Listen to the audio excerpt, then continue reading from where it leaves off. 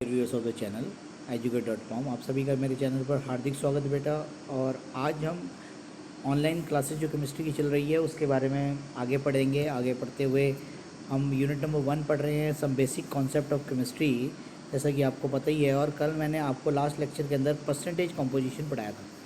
Percentage composition elements की निकालने के लिए क्या करते हैं कि एलिमेंट का मास और टोटल मास से डिवाइड करते हुए 100 से गुना कर देते हैं, तो हमारे पास क्या निकल आता है, परसेंटेज मास निकल आता है। आज हम इसका एक न्यूमेरिकल करेंगे जो आपकी स्क्रीन के ऊपर है। Calculate the mass percentage composition of copper pyrite. Copper pyrite का फॉर्मूला होता है CuFeS2। तो दोबारा मैं बोल रहा हूँ बेटा, नोट करें आप। Calculate the mass percentage composition of copper pyrite. Copper pyrite का आपने मास परसेंटेज निकालना है। सबसे पहले हम इसमें आप देख पा रहे हैं मॉलिक्यूलर मास निकालेंगे। जैसा कि स्क्रीन के ऊपर आप देखें, कॉपर का जो भार है वो 63.5 है, अंडरलाइन किया मैंने। आयरन का मास है, एटॉमिक मास 55.8।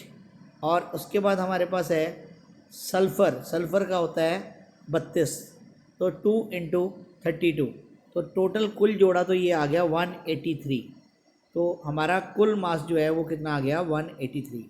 अब मास ऑफ कॉपर निकालेंगे। इस बात का ध्यान रखना है कि भाई कॉपर कितनी है, एक है, तो 63.5 divide by 183 total into 100।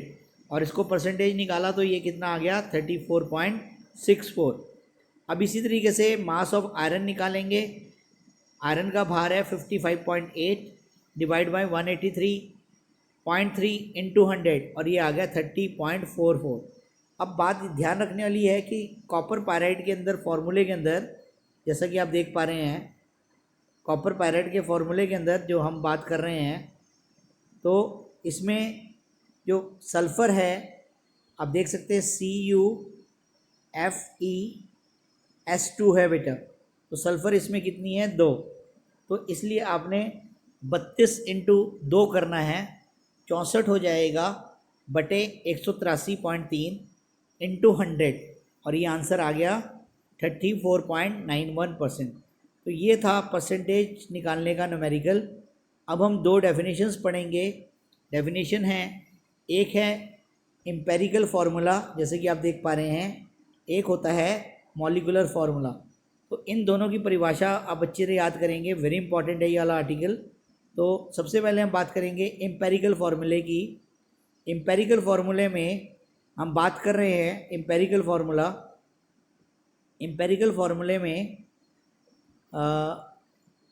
Give the simple whole number ratio of atoms of various element present in one molecule of a compound is called as empirical formula. मतलब एक कंपाउंड के अंदर, एक मोल के कंपाउंड के अंदर कितने एलिमेंट्स मौजूद हैं, उनके एटम्स की संख्या को एम्पेरिकल फार्मूला कहा जाता है।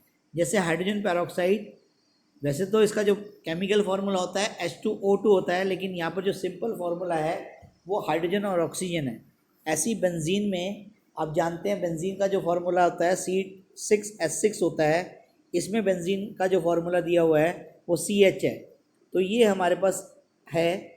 अब हम बात करेंगे बेटा मॉलिक्यूलर फार्मूले की। एम्पेरिकल फार्मूले के बाद आया molecular formula, which gives the actual number of atoms of various element present in one molecule of compound is called as molecular formula। तो ये एक्चुअल नंबर है। एक्चुअल मतलब कि एक्चुअल में कितनी हमारे एटम प्रेजेंट है किसके अंदर, एक मॉलिक्यूल के अंदर, वो कहलाता है मॉलिक्यूलर फार्मूला, एक्चुअल फार्मूला है। जैसे मैंने अभी बताया था, हाइड्रोजन पेरोक्साइड का जो फार्मूला होता है H2O2 होता है, और बेंजीन का जो फार्मूला होता है वो C6H6 होता है। अब हम बात करेंगे फार्मूला जो न्यूमेरिकल्स के लिए करने के लिए, relationship between empirical formula and molecular formula. Molecular formula होता है n times of empirical formula. n time determine करने के लिए अब हम चलते हैं, एक न्यूमेरिकल करेंगे, और न्यूमेरिकल के माध्यम से ये आप सीख जाएंगे कि कैसे हम एम्पेरिकल फार्मूले से मॉलिक्यूलर फार्मूला डिटरमाइन करते हैं। तो आपकी स्क्रीन के ऊपर न्यूमेरिकल नंबर 22 है जो आपके सामने हैं। अब मैं इसको पढ़ रहा हूँ और आप धीरे धीरे इसकी हिंदी बताऊंगा, फिर इस न्यूमेरिकल को करना सिखाऊंगा। तो molecular mass of a compound, organic compound is 78। Molecular mass compound का कितना दिया हुआ है? 78। And it's percentage composition is 92। Carbon और हाइड्रोजन कितनी है? 7.6। तो कार्बन की जो परसेंटेज है वो 92.4 है और हाइड्रोजन की परसेंटेज कितनी है? 7.6। Determine the molecular formula of the compound. इसके लिए आपको एक टेबल तैयार करना होगा, जिसके अंदर आप देख पा रहे हैं, मैं आपको शो कर देता हूँ। 6 कॉलम है, पहला कॉलम, दूसरा कॉलम, तीसरा कॉलम, चौथा कॉलम, पाँचवा कॉलम और छठा कॉलम। अब इन कॉलम्स को अच्छी तरह हम पढ़ते हैं। 6 कॉलम्स हैं, आपने अपने कॉपी के ऊपर, नोटबुक के ऊपर 6 कॉलम्स बनाने हैं। सबसे पहला जो कॉलम है उसमें आपने एलिमेंट्स लिखने हैं, एलिमेंट। उसके बाद आपने लिखना है परसेंटेज, उसके बाद लिखना है एटॉमिक मास। ये बात ध्यान रखनी है प्यारे बच्चों कि यहाँ पर एटॉमिक मास है, मैंने राउंड कर दिया। कई बारी क्या होता है, जब न्यूमेरिकल करते हैं कई बच्चे एटॉमिक नंबर लिख देते हैं। एटॉमिक नंबर नहीं लिखना है, यहाँ पर एटॉमिक मास लेना है, इस बात का ध्यान रखना है विशेष। उसके बाद है moles of atom. Moles of atom को निकालने के लिए क्या करना है, मैं अभी यहाँ बताने लगा हूँ। ये कॉलम 1 है, ये कॉलम 2 है, ये कॉलम 3 है, ये कॉलम नंबर 4 है और ये कॉलम नंबर 5 और ये कॉलम नंबर 6। आपने मोल्स ऑफ एटम निकालने के लिए 2 को 3 से भाग देना है, कॉलम नंबर 2 को 3 से भाग देना है। तो आप देख पा रहे हैं 92.4 डिवाइड बाई 12 सॉरी, इसमें कितना आ गया? 7.7 और 7.6 डिवाइड बाई 1, ये कितना आ गया? 7.6। इसके बाद अगला कॉलम है एटॉमिक रेशियो। एटॉमिक रेशियो में क्या करना होता है, ये जो 2 नंबर्स आए हैं, एक आया 7.7 और एक आया 7.6, जो छोटा नंबर होता है उससे दोनों नंबरों को भाग देना होता है। तो आप देख पा रहे हैं 7.7 डिवाइड बाई 7.6 और 7.6 डिवाइड बाई 7.6 और दोनों की वैल्यू जो है 1 के करीब आ गई। तो सिंपल होल नंबर रेशियो कितना आ गया? 1 आ गया। तो एम्पेरिकल फार्मूला आप इससे निकालेंगे, कार्बन 1 है, हाइड्रोजन 1 है। एम्पेरिकल मास निकालेंगे, कार्बन का भार होता है 1, हाइड्रोजन का भार होता है 1, तो 13 आ गया। अब इसके बाद ये वाला जो फार्मूला है थोड़ा सा ध्यान से देखें। एन निकालने का, एन होता है molecular mass divided by empirical मास। तो मॉलिकुलर मास हमारे पास दिया हुआ है 78 डिवाइडेड बाई कितना करना है? 13। तो इसको डिवाइड करने के बाद हमारे पास कितना आ गया? अब देख पा रहे हैं 6 आ गया। तो यहाँ पर कितना आ गया? 6। तो ये 6 एन की वैल्यू आ गई। अब हम आगे बढ़ेंगे। मॉलिकुलर फार्मूला होता है एन टाइम्स एम्पेरिकल फार्मूला। तो 6 बाहर है, CH ब्रैकेट में है, तो फार्मूला बन गया C6H6। तो ये हमारी पहला न्यूमेरिकल था। अब अगला न्यूमेरिकल आप अपने कॉपी में नोट करें, प्रैक्टिस प्रॉब्लम्स हैं 2, तो इनको मैं बोल देता हूँ, आपको इसके हिंट भी समझा दूंगा। तो आपने इनको अपनी नोटबुक पे करना है।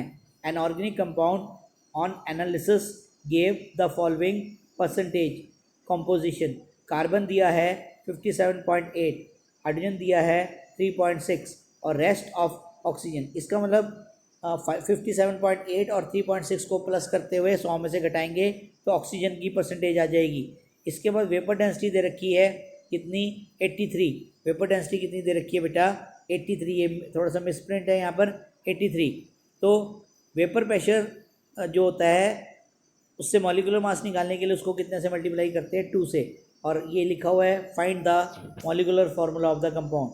इसके बाद सेकंड न्यूमेरिकल है, जिसके अंदर क्या दिया हुआ डाटा चेक करें, मैं पढ़ रहा हूँ। An organic compound containing carbon, hydrogen and oxygen gave following composition.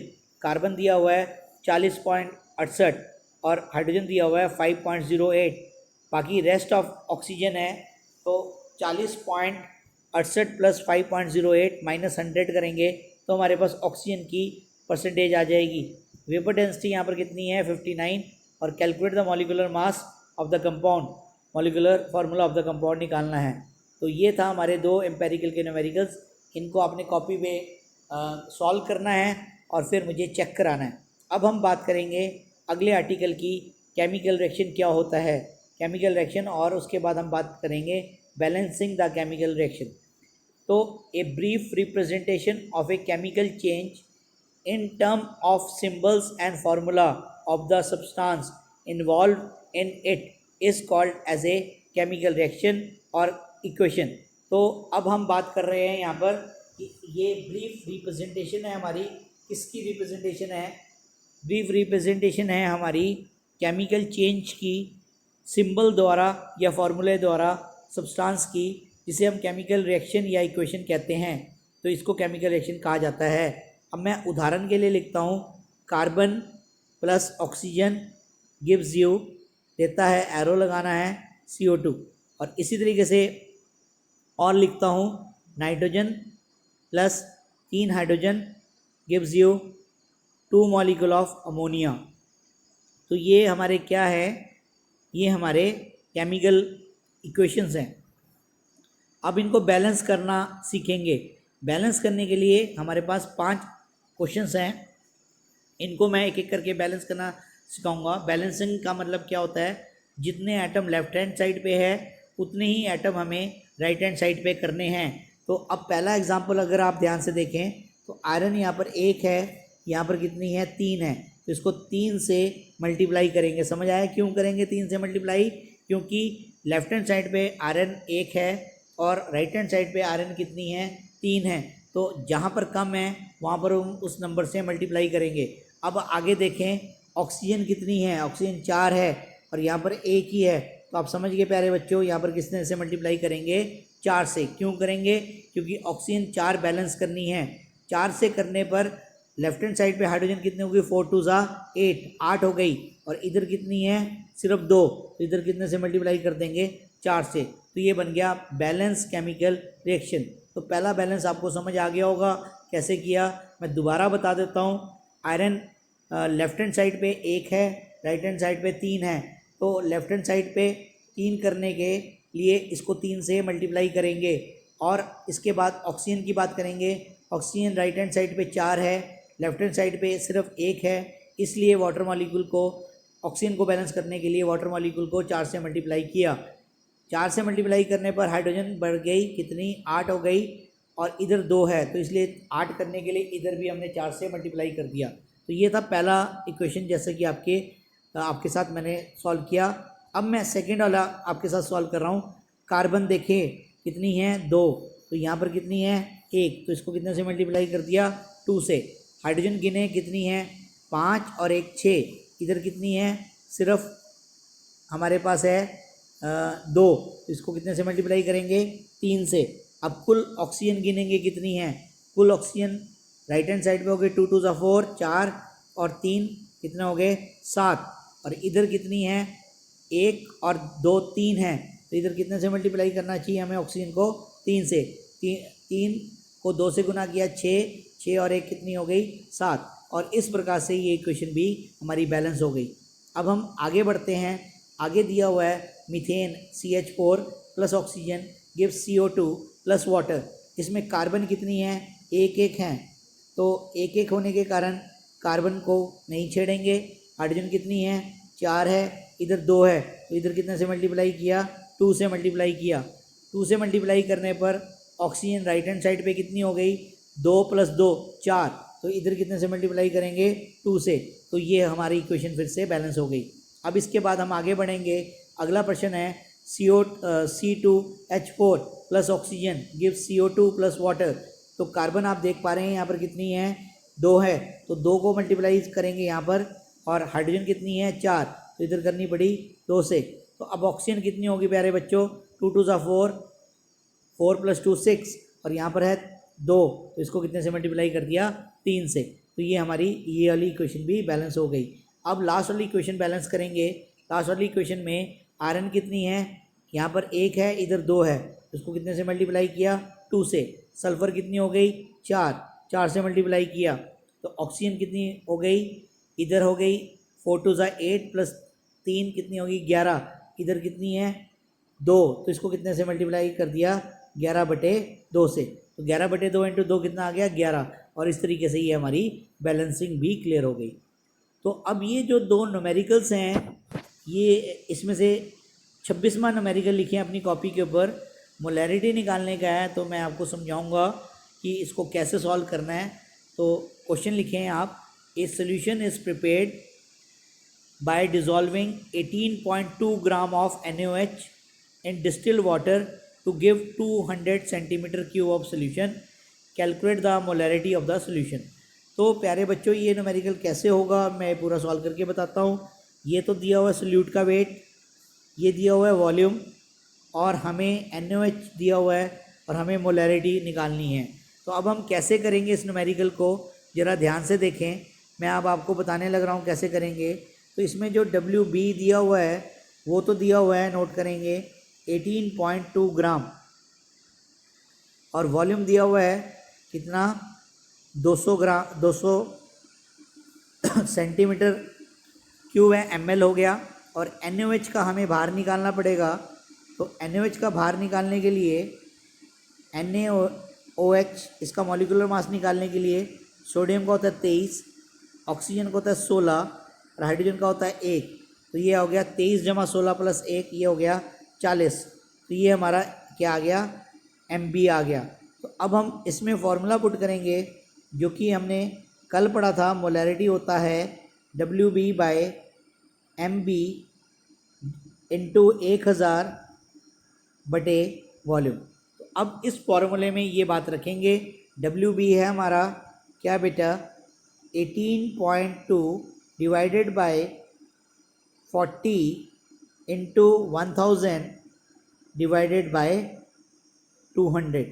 इसको सॉल्व करेंगे तो हमारे पास उत्तर आ जाएगा 2.28 और कैपिटल M इसकी यूनिट है। तो ये थी न्यूमेरिकल नंबर 1, और इसके साथ ही आज का लेक्चर हम यहीं पर ही क्लोज़ करते हैं। तो आपने आज का काम आपको मिल गया, होमवर्क मिल गया। 2 न्यूमेरिकल आपने एम्पेरिकल के करने हैं।